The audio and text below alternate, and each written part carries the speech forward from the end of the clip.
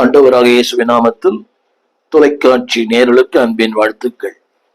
இந்த நாளின் செய்தி, நாம் ஏன் அழைக்கப்பட்டோம், எதற்காக அழைக்கப்பட்டோம், எங்கிருந்து அழைக்கப்பட்டோம், ஆங்கிலத்தில் from where and for what.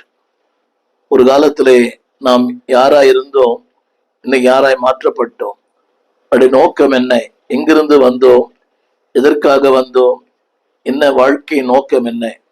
இன்றைக்கு கோடிக்கணக்கான மனிதர்களுக்கு தன் வாழ்க்கை நோக்கமே புரிவதில்லை.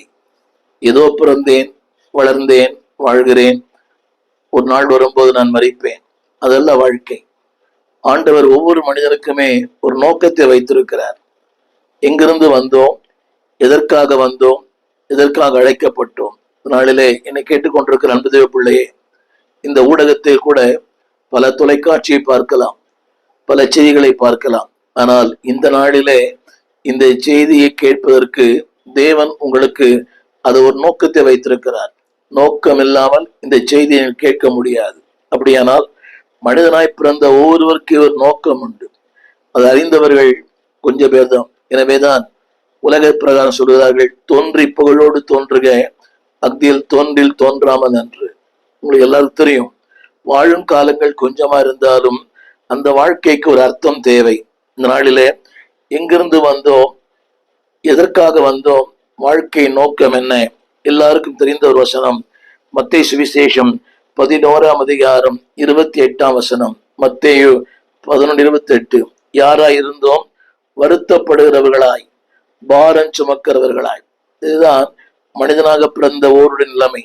இதைத்தான் யோபு சொல்லுகிறான், மனிதன் பாடுகளை அனுபவிக்கவே பிறந்திருக்கிறான். இதுதான் வாழ்க்கை. எல்லாருடைய வாழ்க்கையில் இது உண்டு. அந்த வசனத்தை பாருங்கள், வருத்தப்பட்டு பாரம் சுமக்கிற. அப்படியானால் வருத்தம் இல்லாத மனிதர்களே இல்லை. இதைத்தான் திரும்ப திரும்ப யோகில் வாசிக்கிறோம், மனிதன் வருத்தங்களை அனுபவிக்கவே பிறந்திருக்கிறான். தீப்பொறி பறக்கிறது போல மனிதனுடைய வருத்தங்கள் பறந்து கொண்டிருக்கிறது. ஒருவன் நினைக்கலாம், அவர் பரவாயில்லை, இவர் பரவாயில்லை. இல்லை, ஒவ்வொரு மனிதனுடைய வாழ்க்கையிலையும் சொல்லக்கூடிய, சொல்லக்கூடாத, சொல்ல முடியாத பல அழுத்தங்கள், பல வருத்தங்கள். அதைத்தான் ஆண்டு அழகாய் சொன்னார், வருத்தப்பட்டு. எங்கே வருத்தம் வருகிறதோ அங்கே பாரங்கள் இருக்கும். பாரங்கள் இல்லாத மனிதர்களே இல்லை. ஒவ்வொருவருக்கும் ஒரு பாரம். படிக்கிற மாணவனுக்கு கல்வி ஒரு பாரம், ஒரு வியாபாரிக்கு தொழில் ஒரு பாரம், ஒரு குடும்ப தலைவனுக்கு குடும்பம் ஒரு பாரம், ஊழியனுக்கு ஊழியம் ஒரு பாரம். அதாவது பாரம் இல்லாத மனிதர்களே இல்லை. இந்த செய்தியை கேளுங்கள், ஃப்ரம் வேர், எங்கிருந்து, வருத்தத்திலிருந்து, பாரத்திலிருந்து. ஆண்டு சொல்லுகிற வார்த்தை, பாரம் சுமக்கிறவர்களே எல்லாரும் என்னிடத்தில் வாருங்கள். இது உங்களுக்கு தெரிந்த வசனம் தான். இன்றைக்கு வருத்தம் இல்லாத மனிதர்களே இல்லை, பாரம் இல்லாத மனிதர்களே இல்லை. ஆனால் அதற்கு மாற்று வழி என்ன? இன்றைக்கு இந்த இரண்டிலிருந்து விடுதலை பெறுவதற்கு மனிதன் என்னவோ செய்கிறான், வருத்தத்திலிருந்து, பாரத்திலிருந்து. இன்றைக்கு பாருங்களேன், தினந்தோறும் நாள்தோறும் புதிய புதிய விளம்பரங்கள். இதை செய்தால் வருத்தம் மாறும், இதை செய்தால் பாரம் மாறும். அதற்காக எத்தனையோ காரியங்கள், வாஸ்து, அந்த கல், அந்த மோதிரம், ஏதோ செய்கிறார்கள். இதை இங்கே நீங்க போனீங்கன்னா வருத்தங்கள் மாறிடும், இங்க போனீங்கன்னா உங்கள் பாரங்கள் மாறிடும். மாறாது. அந்த வார்த்தையை கவனிங்கள், வருத்தப்பட்டு பாரம் சுமக்கிறவர்களே என்னிடத்தில். அப்படியானால் வருத்தங்கள் மாற ஒரே வழி ஆண்டவர் இயேசுதான். மதம் அல்ல, மார்க்கங்கள் அல்ல, சம்பிரதாயங்கள் அல்ல, அவர் மட்டுமே. அடுத்த வார்த்தை சொல்கிறார், பாரம் சுமக்கிறவர்களே. அப்படியானால் அவர் என்னிடத்தில் வாருங்கள். அது இன்னொரு கருத்து என்னவென்றால், உங்கள் பாரங்களை, உங்கள் வருத்தங்களை என்னிடத்தில் அர்ப்பணித்து விடுங்கள். அவர்தான் வாழ்வின் சுமைதாங்கி. இன்றைக்கு அன்பான நம்முடைய இன்பங்களை சுமக்க மக்கள் இருக்கிறார்கள், மகிழ்ச்சியை பகிர்ந்து கொள்ள மக்கள் இருக்கிறார்கள், வாழ்வை பகிர்ந்து கொள்ள மக்கள் இருக்கிறார்கள். ஆனால் பாரங்களை பகிர்ந்து கொள்ள மக்கள் இல்லை. 2 தடவை சொன்னீங்கன்னா அடுத்தவங்க சொல்றாங்க, போர் அடிக்குது. அன்னைக்கு ஒருவர் சொல்லுகிறார், இது ஒரு தொடர்கதை, இதை கேட்டு கேட்டு எனக்கு சலிச்சு போச்சு. இதான் உண்மை. ஆனால் தேவன் அப்படி அல்ல. 1000 வருத்தங்கள், கோடிக்கணக்கான வருத்தங்கள், கோடிக்கணக்கான பாரங்கள். அவர் சொல்லுகிறார், நீங்கள் எல்லாரும் என்னிடத்தில். அந்த எல்லாரும் என்ற வார்த்தையிலே ஜாதி, இனம், மதம், மொழி எல்லாவற்றுக்கும் அப்பாற்பட்டது. அவர் சொல்லுகிறார், என்னிடத்தில். அவனுடைய அடுத்த வார்த்தை நான் உங்களுக்கு. யோசித்து பாருங்களேன், இன்றைக்கு யார் யாருக்கு, ஒரு வசதி படைத்தவருக்கு, படித்தவருக்கு, ஒரு மேன்மக்களுக்கு, ஆனால் வருத்தப்படுகிற எனக்கு அவர், வருத்தப்படுகிற உங்களுக்கு நான். இந்த வார்த்தை இணைத்து படியுங்கள். வருத்தப்படுகிற உங்களுக்கு நான், பாரம் சுமக்கிற உங்களுக்கு நான். யோசித்து பாருங்களேன், ஒரு தகப்பனா இருக்கலாம், தாயா இருக்கலாம், பிள்ளைகளா இருக்கலாம், ஒரே பாரத்தை திரும்ப திரும்ப சொல்லும் போது அவருக்கே புளித்து போகிறது. ஆனால் தேவன் சொல்லுகிறார், உன் பாரம், உன் வருத்தம் நான். அவனுடைய கருத்து என்னவென்றால், அந்த வார்த்தை திரையில் பாருங்கள், நான் உங்களுக்கு. யார் சொல்ல முடியுமா? நான் உங்களுக்கு. இந்த வார்த்தை ஏதாவது இருப்பாங்க, ஒரு குறிப்பிட்ட அளவுக்கு தான். நான் உங்களுக்கு. இந்த நிலையில் ஆரம்ப சொன்னேன், from where, எங்கிருந்து? வருத்தத்திலிருந்து. இரண்டாவது பாரத்திலிருந்து. அடுத்த வார்த்தை நம்புறேன், from where and what. அடுத்த வார்த்தை எங்கே கொண்டு போகிறார்? இளைப்பாறுதலுக்குள்ளே கொண்டு போகிறார். செய்தி கவனமாய் கேளுங்கள். வருத்தத்திலிருந்து, பாரத்திலிருந்து அவர் சொல்கிறார், என்னிடத்தில். அப்படியானால் சர்வ ஞானி, சர்வ வியாபி, சர்வ வல்லவர் அவர் சொல்கிறார், என்னிடத்துல வாருங்கள். அன்பர்களே, he never make any demands. விளக்கங்களை கேட்பதில்லை. ஏன்? இதனால் இதற்கு பாருங்களேன், நமக்கு ஒரு வியாதி, மருத்துவர் கேட்கிறார், எதனால வந்தது, என்ன சாப்பிட்டீங்க, என்ன பண்ணீங்க. அதே போல ஒரு வழக்கறிஞர் 1000 காரணங்களை கேட்கிறார். மருத்துவரும் வழக்கறிஞரும் நம்மிடத்தில் உண்மை சொல்லணும். ஆனால் இவர் சொல்லுகிறார், உன் வருத்தங்களையும் உன் பாரங்களையும் என்னிடத்தில். விளக்கங்களை கேட்பதில்லை. He knows everything. உன் வருத்தங்களுக்கு என்ன காரணம், உன் பாரங்களுக்கு என்ன காரணம், உன் கவலைக்கு என்ன காரணம், எல்லாம் அவருக்கு தெரியும். அவர் சொல்லுகிறார், நான் உங்களுக்கு. அடுத்த வார்த்தை, வருத்தத்திலிருந்து இளைப்பாறுதல், பாரத்திலிருந்து ஒரு விடுதலை. அந்த வார்த்தை திரையில் பாருங்கள், நான் உங்களுக்கு தருவேன். இது யூகம் அல்ல, நிச்சயம் தருவேன். நீங்க சொல்றாங்க, உனக்கு அதை தருவேன், வாழ்வை தருவேன், பணத்தை தருவேன், வேலையை தருவேன், எல்லாம் சொல்லுவாங்க. தருவேன் என்று சொல்லுகிற பலர் இன்றைக்கு ஜனங்களை ஏமாற்றி இருக்கிறார்கள். இன்றைய இந்த நிதி நிறுவனங்கள் பாருங்களேன், இதை போட்டால் எவ்வளவு தருவேன், 1 லட்சம் போட்டா மாசம் 30,000. அது சாத்தியமா? அப்படி சொன்ன எத்தனை நிறுவனங்கள் இன்றைக்கு இல்லாம போயிற்று. இவர் உண்மை உள்ளவர். அவர் சொல்ற, தருவேன். எதை தருவேன் என்று சொன்னாரோ நிச்சயம் தருவார்.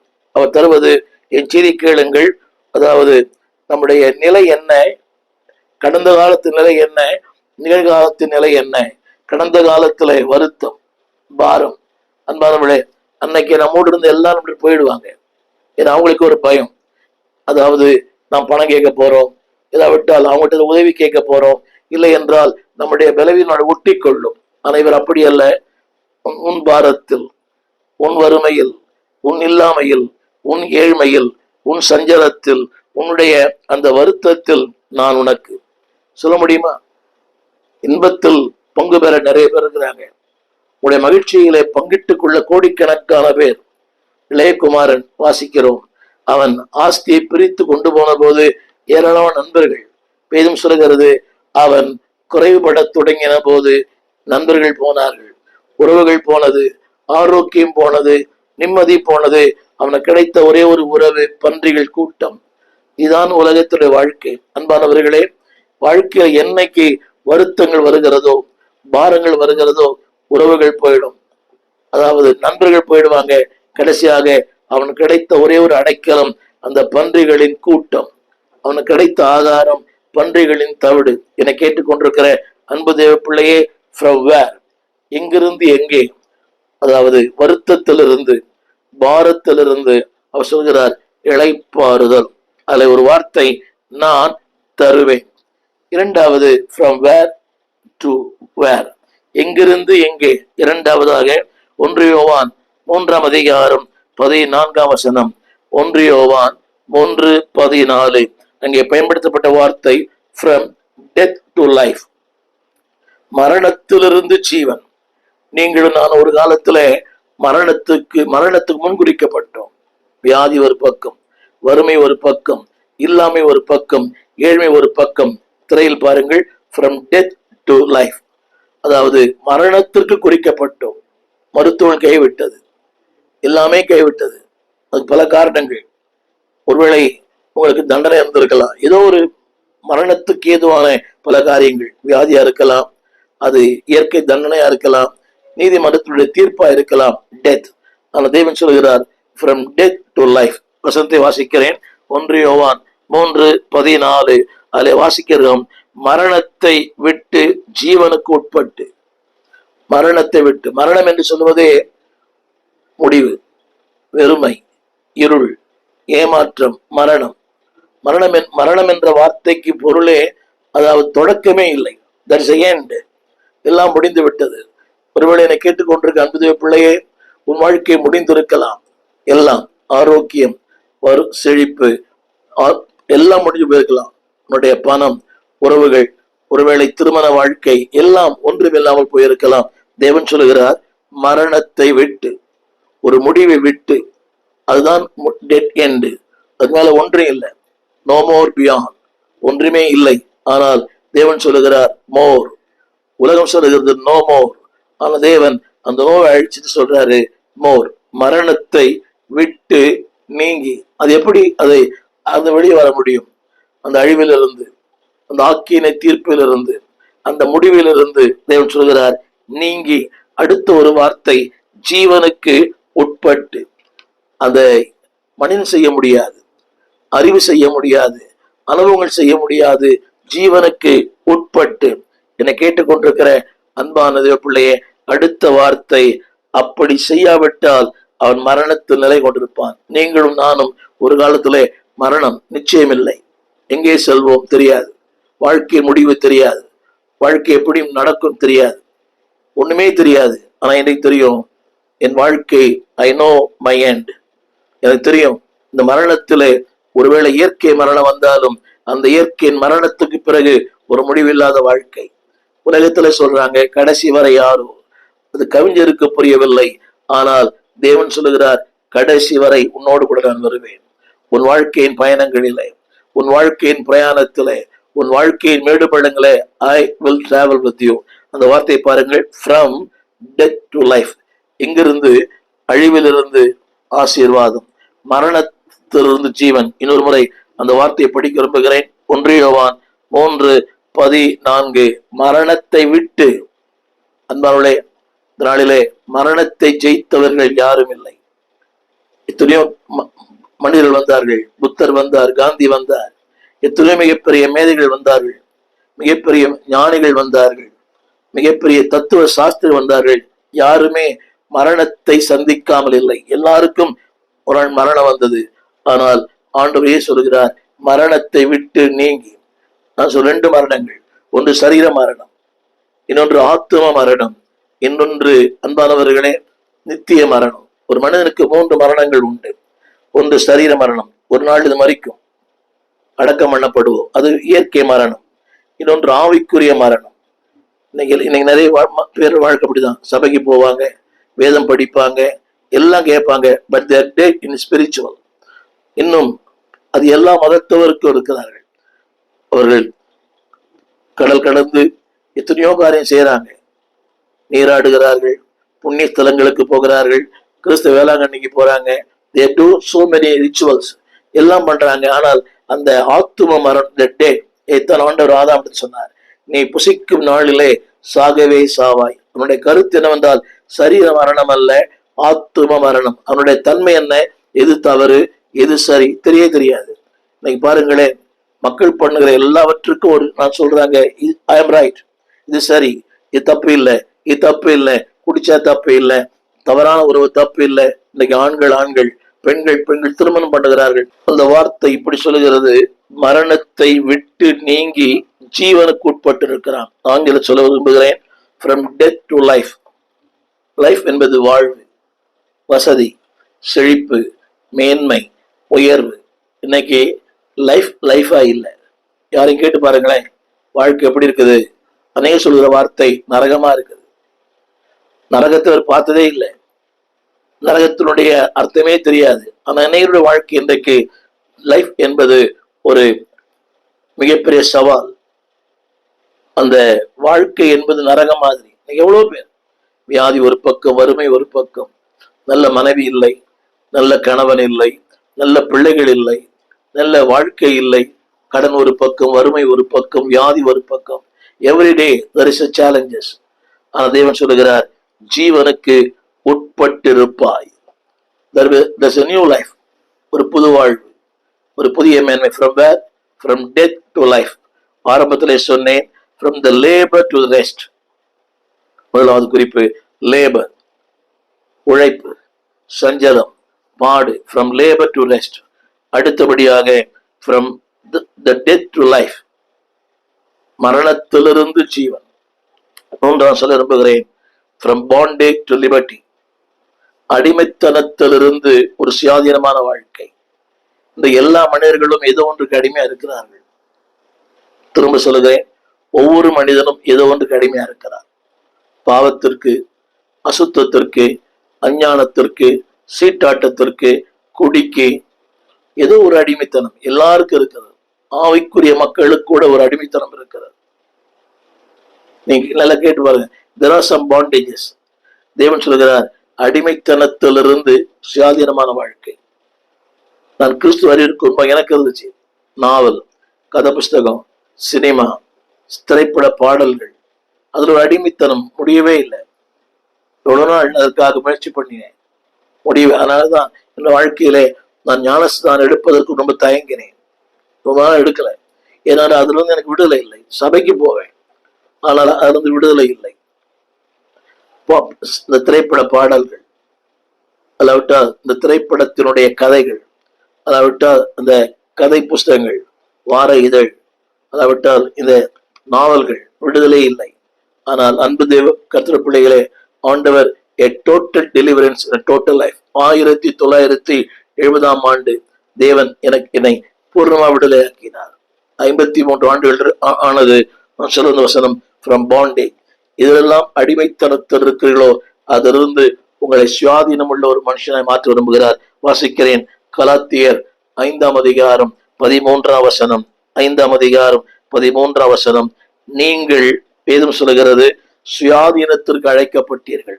ஆங்கிலத்துல for the liberty, சுயாதீன். இன்னைக்கு இல்லையே, இதை செய்ய விரும்புகிறோம், செய்ய முடியல, செய்யக்கூடாது செய்கிறோம். இன்னும் திருச்சபைக்கு போகிற பலருக்கு தீய பழக்கங்கள் இருக்கிறது, அடிமைத்தனம் இருக்கிறது.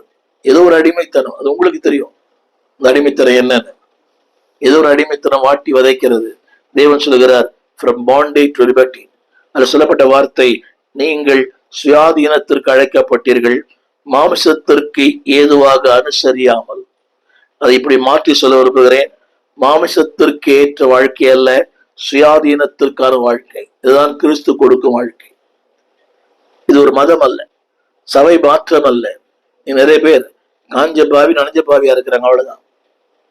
இது சொல்வது இந்த மாற்று கருத்து இல்லை. ஒரு காலத்துல காஞ்ச பாவியா இருந்தா நீங்க நனைஞ்ச பாவி ஆயிட்டான், அவ்வளவுதான். ஞானசம் எடுத்துட்டான். ஆனா அவனுக்கும் வாழ்க்கைக்கும் சம்பந்தமே இல்லை, வேறு வழியே இல்லை. நான் தரலன்னா இன்னொரு தருவார். ஆனா அன்றைக்கு அது தீர்மானம், நான் அப்படி இருப்பேன் எப்படி இருப்பேனே. திருமறை சொல்லுகிறது, from bondage to liberty. அதாவது சுயாதீனத்திற்காகவே கர்த்தர் உங்களை அழைத்திருக்கிறார். God wants you to be a liberty man. ஒரு சுயாதீனம். இன்னைக்கு பாருங்க, அதாவது ஏதோ ஒரு அடிமைத்தனம் வாட்டி வதைக்கிறது. வேண்டாம். You are called to be a man of liberty. ஒரு விடுதலையின் நாயகன் உங்களை விடுதலையின் மனிதனாய் மாற்ற விரும்புகிறார். நீங்க நிறைய பேருக்கு பாருங்க, போய் விடுதலையே இல்லை. கடன் வாங்குவது அவங்களுக்கு ஒரு வாடிக்கை, வாங்கிட்டே இருப்பாங்க, முடிவே கிடையாது. சிலருக்கு பொருள் ஆசை, ஒரு பொருளை வாங்கிட்டே இருக்கணும். சிலருக்கு வாகனங்கள் மேல ஏதாவது புது வாகனம் வாங்கிட்டே இருக்கணும். இன்னைக்கு இப்பெல்லாம் மொபைல் பைத்தியம். ஒரு மாசம் ஒரு புது மொபைல் வேண்டாம். அன்பானுடைய வசதியில் இருந்தா பயன்படுத்துங்க கிறிஸ்துவுக்காக. Don't be bondage to something. ஏதோ ஒன்றுக்கு அடிமையா இருக்க வேண்டாம். சில பேருக்கு சாப்பாடு, சில பேருக்கு தூக்கம், சில பேருக்கு தினந்தோறும் வெளியே போகணும். சாரி டு சே, சில பெண்களுக்கு அது டெய்லி வெளியே போகணும், டெய்லி ஆன்லைன்ல சாப்பிடணும், டெய்லி ஹோட்டல் போகணும். இது வாழ்க்கைக்கு கொண்டு போகும். நீங்கள் ஆவிக்குரியவர்கள் அல்ல. திரும்ப சொல், என்றைக்கும் ஒரு நாள் பண்ணுங்க. Don't be a slave. வேதம் சொல்கிறது, from bondage to liberty. கலாத்தியர் 5:13. இந்த தேவன் தந்த சுயாதீனத்தை நீங்கள் மாம்சத்துக்கு என்று அனுசரியாமல். இன்னைக்கு எல்லாருக்கும் ஒரு சுயாதீனம் இருக்குது. நீ சபைக்கு வரலாம், வராம இருக்கலாம், கைத்தட்டி பாடலாம், பாடாம இருக்கலாம், கொடுக்கலாம், கொடுக்காம இருக்கலாம். ஆனா உங்களுக்கு அதிகாரம் இருக்கிறது. ஆனால் அந்த அதிகாரத்தை துஷ்பிரயோகம் பண்ணாதீங்க. நீங்கள் ஒரு கணவன், நீங்கள் ஒரு மனைவி, நீங்கள் ஒரு ஊழியர், அத்தாரிட்டி, அதிகாரம் இருக்கிறது. பவுல் சொல்கிறார், ஆனால் அடிமைப்பட மாட்டேன். இன்னைக்கு பார்த்தா என்ன, நீங்க எவ்வளவு புதிய புதிய உபதேசங்கள். முக்காடு போட தேவையில்லை. எதுக்கு முக்காடு போடணும்? என்ன எதுக்கு இப்படி எல்லாம் சபைக்கு வரணும்? வெள்ளப்பட அவசியமா? நிறைய காரியங்கள். திரும்ப சொல்லுகிறேன், உங்கள் சுயாதீனத்தை, அந்த வசனம் சொல்லுகிறது, நீங்கள் மாமிசத்துக்கு ஏற்றதாய் லிபர்ட்டி, நீங்க எப்படி வேணா வரலாம். ஆனா ஆடம்பரமாய் அலங்கோலமாய் தலையை வச்சு போட்டுட்டு ஆண்கள் இந்த அலங்கோலமான உடைகள் வேண்டாம். திருமறை சொல்லுகிறது, மாம்சத்துக்கு ஏற்றதாய் அனுசரியாமல். சபைக்கு வரீங்க, ஒரு டீசெண்டா ஒரு சபைக்கு வரவங்க எல்லாம் இன்னைக்கு இந்த பேய் படம், பிசாசு படம், 1000 படம் போட்டுருது. வேண்டாம். காதல கம்மல், இது ஆனா பெண்ணான்னு தெரியல. சபையில கேட்டா அவன் சொல்றான், என் தொழிலுக்கு இப்படி இருந்தாதான் என் தொழில் ஓடுன்றான். ஹலோ, பரலோகத்திற்கு ஓட முடியாது. தொழில் ஓடலாம், ஆனா you can not be identified in the heaven. நித்தியத்தில் நீங்கள் அடையாளம் காணப்பட முடியாது. வேண்டாம். வேதம் சொல்கிறது, உங்கள் சுயாதீனத்தை நீங்கள் மாம்சத்துக்கு ஏதுவாக அனுசரியாமல். உங்களுக்கு கொடுத்துருக்கிறார். எல்லாரும் கேட்கறாங்க, நாங்க என்ன அடிமையா பாஸ்டருக்கு? உங்களுக்கு சுயாதீனம் இருக்குது, ஆனா don't use it for your self. திரும்ப சொல்லுகிறேன், நீங்க எல்லாரும் சொல்ற வார்த்தை என்ன, பாஸ்டர் என்ன எனக்கு முதலாளியா நினைச்சு வந்தாரா? வேதம் சொல்லுகிறது, 1 கொரிந்தியர் 12:28, சபையிலே தேவன் ஆளுகைகளை வைத்திருக்கிறார். நீ யாருமே ஆளப்படுவதற்கு தங்களை அர்ப்பணிப்பதில்லை. அவர் ஏன் ஆள்றாரு? மனைவிகள் கூட நீ சமத்துவம், ஏன் புருஷன் ஆள்றார்? நான் சம்பாதிக்கிறீங்க, நீ அவர் சம்பாதிக்கிறார், 2 பேரும் சம்பாதிக்கணும். இல்லை என்பானுடைய உங்கள் சுயாதீனத்தை நீங்கள் மாமிசத்திற்கு ஏதுவாக. என் அன்பு சகோதரியே, என் அன்பு சகோதரனே, உங்கள் சுயாதீனத்தை அடிமைப்படுத்த வேண்டாம். ஒரு மனைவி, உங்கள் சுயாதீனத்தை மாம்சத்துக்காக பயன்படுத்தாதீங்க. நிறைய குடும்பங்கள பெண்கள் கூட மன்னிக்க வேண்டும். தங்களுக்கு இருக்கிற சுயாதீனத்தை they use it for only for the material things. என் தகப்பன், என் தாய் எவ்வளவு படிச்சிருக்கிறாங்க, வேண்டாம். உங்களுக்கு சுயாதீனம் இருக்கிறது, அந்த சுயாதீனத்தை மனுஷியத்துக்கு பயன்படுத்தாதீங்க. திருச்சபைக்கு போகலாம், போகாமல் இருக்கலாம், கொடுக்கலாம், கொடுக்காமல் இருக்கலாம், ஆராதிக்கலாம், ஆராதிக்காமல் இருக்கலாம். அவங்க நிறைய பேர் கேட்க, நான் ஆராய்ச்சா அவருக்கு என்ன ஆராதிக்க விட்டா என்ன, என்னையா அவரு ரொம்ப டாமினேட் பண்றாரு? நீங்க என்னைய சொல்லுகிற குற்றச்சாட்டு தான், பாஸ்ட் டாமினேட் பண்ற. அந்த டாமினேட் தவறா இருந்தால் தவறுதான். ஆனால் உங்கள் சுயாதீனத்தை நீங்கள் மாம்சத்திற்கு என்று பயன்படுத்த வேண்டாம் என்று அன்பாய் கேட்டுக்கொள்ளுகிறேன். அடுத்த குறிப்பு, எதிலிருந்து நம்மை அழைத்தார்? From labor to rest, from death to life, from bondage to liberty. அடுத்த குறிப்பு, from darkness to light. எல்லாம் தெரிந்த வசனம். 1 பேதுரு 2:9, அந்தகாரத்திலிருந்து ஆச்சரியமான ஒளிக்கு. பாருங்களேன், என்னைய நான் யோசிக்கிறேன். இந்த ஆகஸ்ட் மாதத்தோடு கூட 2024 ஏறக்குறைய 54 ஆண்டுகளை 54 ஆண்டுகளை நிறைவு செய்திருக்கிறேன் இயேசுவோடு கூட. From 70 to 2024 54 ஆண்டுகள் அந்த காலத்திலிருந்து அடிமைத்தனத்து பயங்கர பக்தி. ஒரு நாளைக்கு 3 முறை ஆலயம், பக்தி பரவசம். அதாவது எல்லாருக்கும் தெரியணும், நான் இந்துவாக பிறந்தேன், இந்துவாக வாழ்வேன், இந்துவாக மதிப்பேன். அதற்கு ஒரு அடையாளங்களை வச்சிருந்தேன். அதுல எனக்கு எந்த சங்கடம் இல்லை, அது சங்கடமே கிடையாது. காலையும் மாலை, பகலும் இரவும் 3 வேளை. அன்பானவர்களே, ஒவ்வொரு நாளும் ஒரு கோயில். ஆனால் அந்த காலத்தில் என்னை தேவன் ஆச்சரியமான ஒளி கொண்டு வந்தார். From where to, எங்கிருந்து எங்கே கொண்டு வந்தார்? அதற்கு ஒரு நோக்கம் இருக்கிறது. அவருடைய புண்ணியங்களை அறிவிக்கும்படி. There is a reason. என்னை கேட்டுக்கொண்டு அன்பு தேவ பிள்ளையே, அழைத்தார், அபிஷேகம் பண்ணினார், உயர்த்தினார், மேன்மைப்படுத்தினார். அவர் வேலை பண்றீங்களா? அவருடைய புண்ணியங்களை அறிவிக்கும்படிக்காக. That is that is the object, that is a cos. அவருடைய புண்ணியங்கள். நீங்க உயர்த்தப்பட்டீங்க, உங்களை நீங்க வசதியா இருக்கிறீங்க, அவருடைய புண்ணியங்களை அறிவிக்க. அது இன்னொரு வாரம் சொல்லப்பட்டிருக்கிறது. ஒரு காலத்துல வேற ஜாதி, இன்னைக்கு பசுத்த ஜாதி. இன்னைக்கு ஜாதி பார்க்க கிறிஸ்தவங்க இருக்கிறாங்க, அவங்க சத்தியமா பரலாம் போக மாட்டாங்க. அதுக்கு பல காரணங்களை சொல்லலாம். அது ஒத்து வராது, எத்து பெண் தோலையும் சிவங்கி தன் புள்ளியை மாற்ற முடியுமோ, அதெல்லாம் சம்பந்தம் இல்லாத வசனங்களை சம்பந்தப்படுத்தக்கூடாது. அது ஒருவேளை உங்கள் உறவுகள் உங்களை தள்ளிடலாம், உறவுகளை விட்டுடலாம். திரும்ப திரும்ப அன்பானவர்களே, எங்க வீட்டுல எனக்கு சகோதரிகள் அவனை ஏற்றுக்கொண்டவங்க, 3 பெண் பிள்ளைகள், எல்லாரும் வித்தியாசமான ஜாதி.